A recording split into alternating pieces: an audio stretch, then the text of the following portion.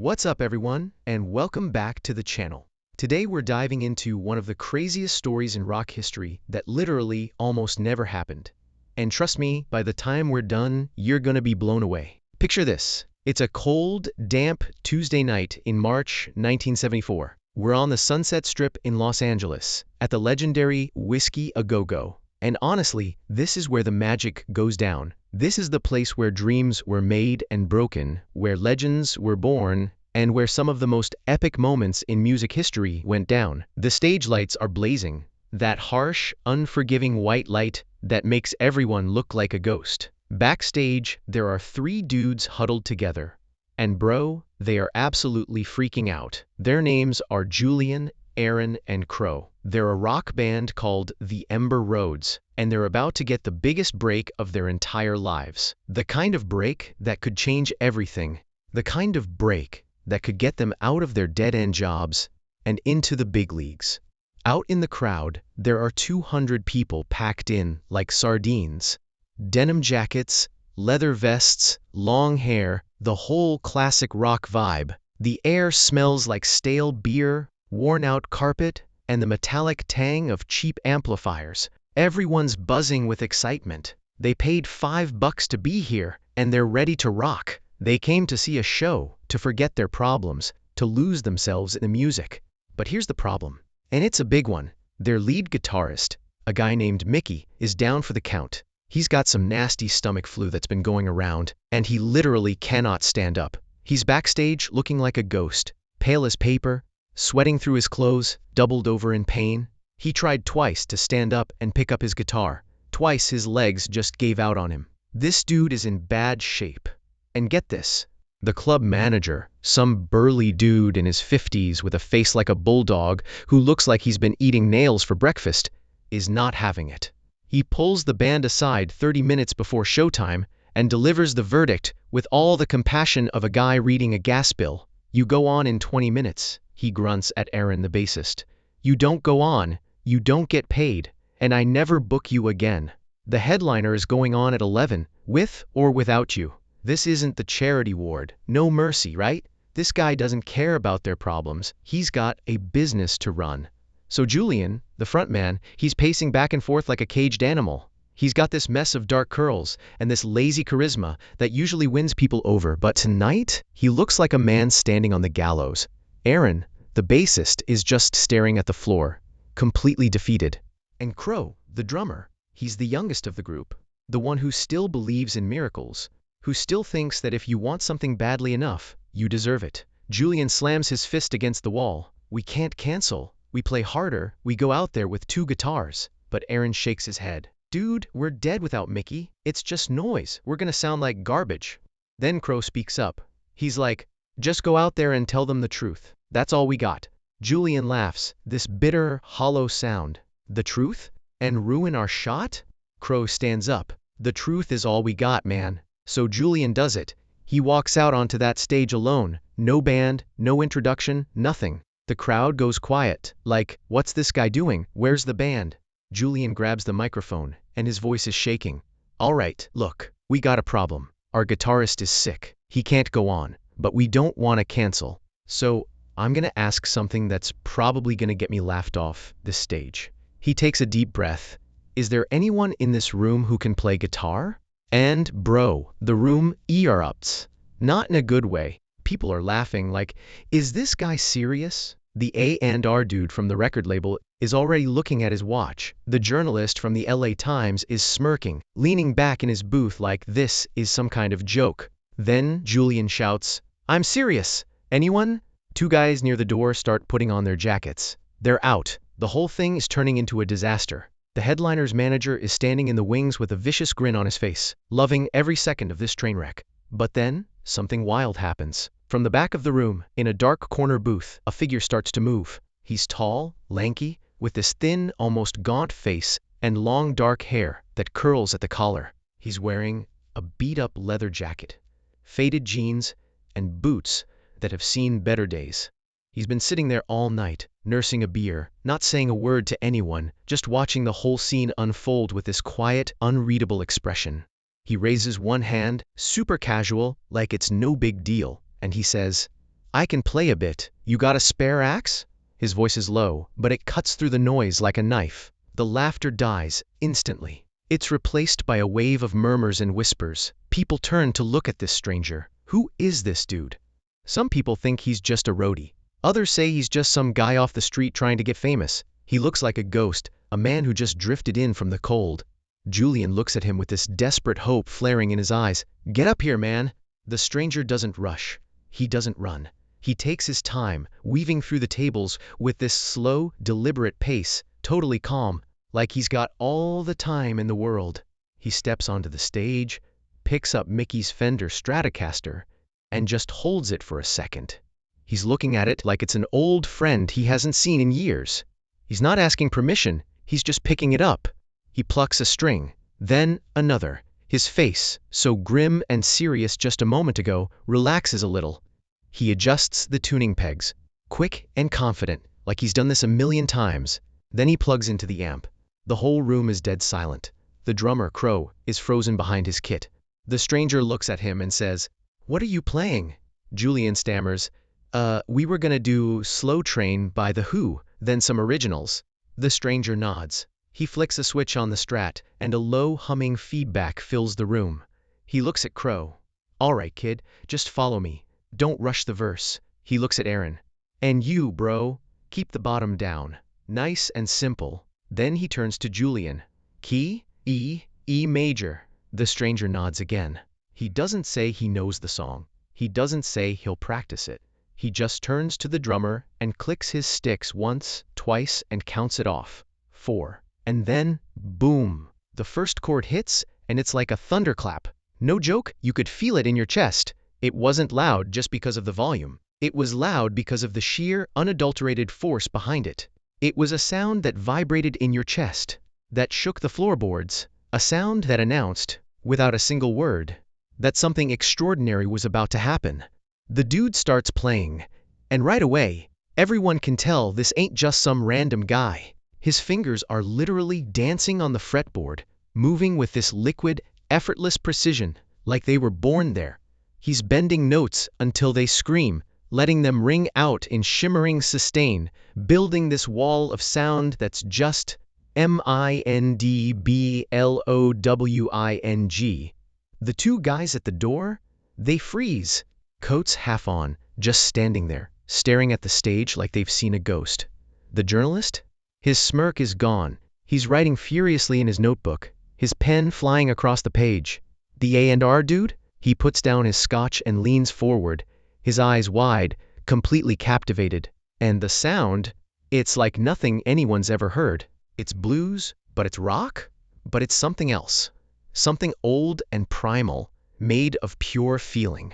Like the dude was pulling music straight out of thin air. Then Julian starts singing. He's got a good voice, a strong voice, but the stranger is doing something strange, something Julian's never heard before. The stranger isn't just playing along. He's listening to Julian. He's reacting to every note, filling the spaces, building a foundation. He knows exactly when to pull back and let Julian's voice ring out, and when to surge forward and kick the song into a higher gear. It's like they're having a conversation, a real, spontaneous, electric conversation happening in real time.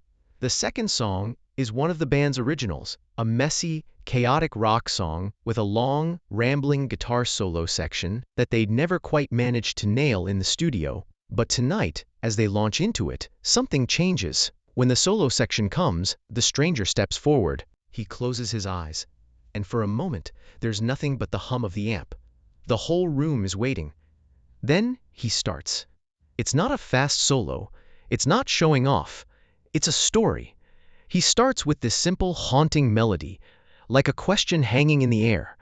Then he builds on it, adding a note here, a bend there, exploring the possibilities.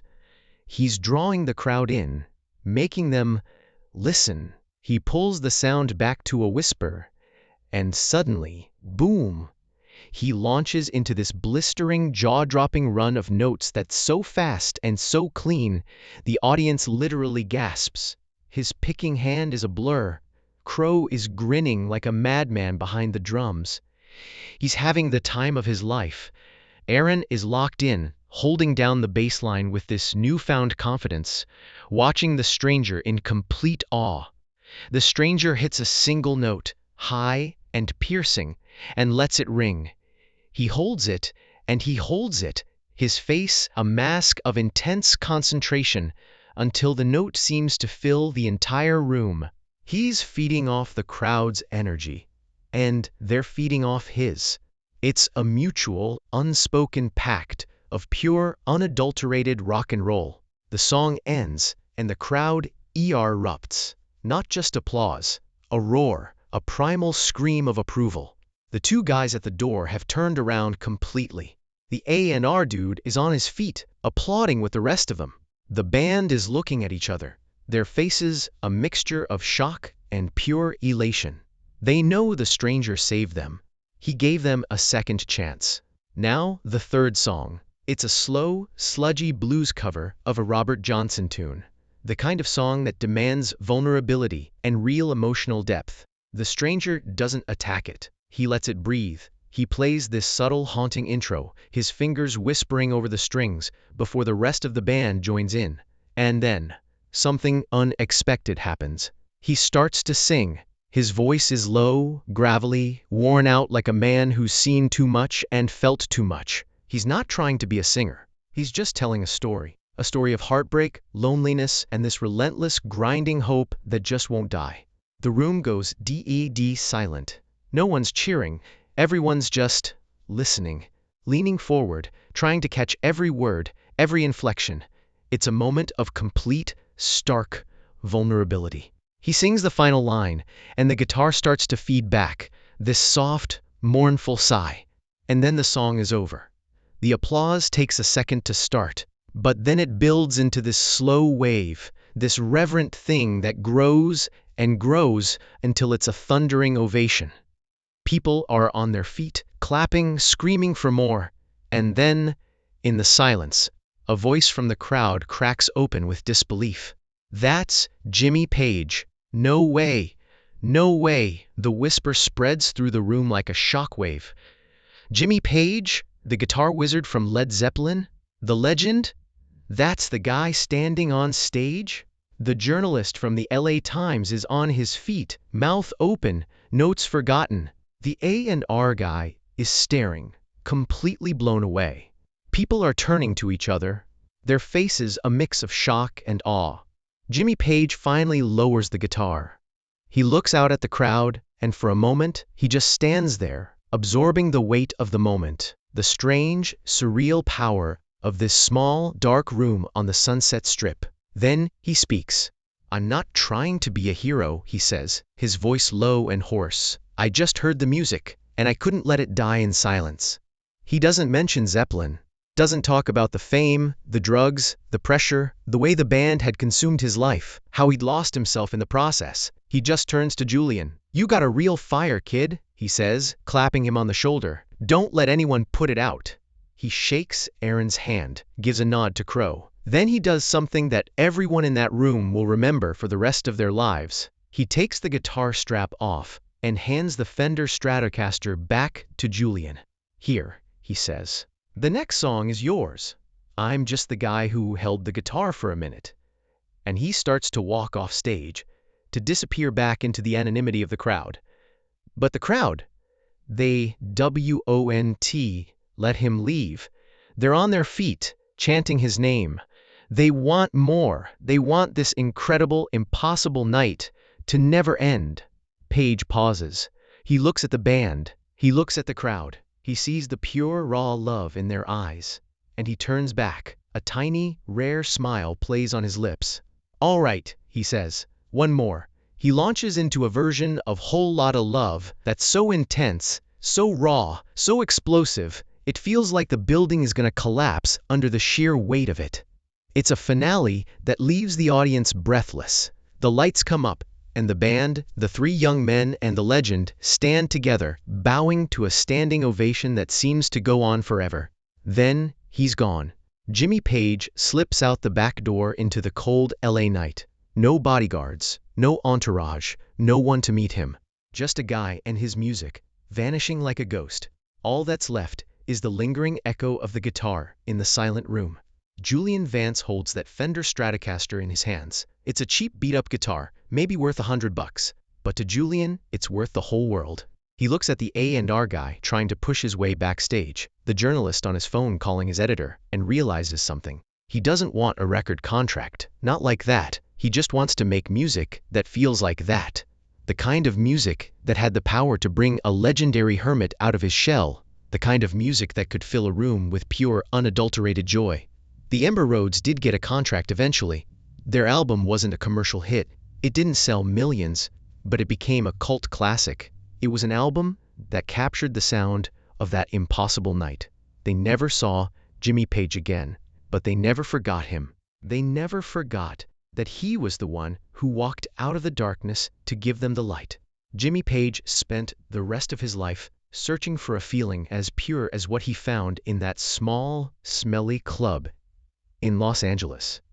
He had been feeling lost, alone, trapped by the very fame that had made him a legend. But on that Tuesday night, for just a moment, he was just a man playing a guitar. He was free. Years later, after the music world had moved on, after Led Zeppelin had officially disbanded, he was asked in a rare interview about the most special moment of his entire career. Beyond the stadiums, beyond the screaming crowds, beyond all the fame and fortune, he didn't hesitate. It was in a tiny club in LA, he said. In the early 70s, I was just a guy in the back. No one was looking at me. And this band was about to lose their shot, and they asked for help. And I realized that the music was never about the show. It was about the moment when a single sound can change everything. He said he walked into that club, a ghost, a hollowed-out version of himself. He walked out feeling a little more alive. That's the story that isn't in the documentaries. That's the moment that mattered. When the right person showed up at the right time, not because they were a legend, but because they just wanted to play. It's not about the famous faces or the endless sales records. It's about a moment of human connection, of unexpected beauty, of a stranger stepping into the light. If you believe in the power of human connection, in the sudden, unexpected grace of a stranger stepping up when it matters most, then you get it. The greatest stories in music are never the ones that are planned. They're the ones that happen when the fuse is lit, the curtain rises, and the stage is set for a miracle. So here's the takeaway. You never know who might be in the audience when you need them most. But you gotta be brave enough to ask.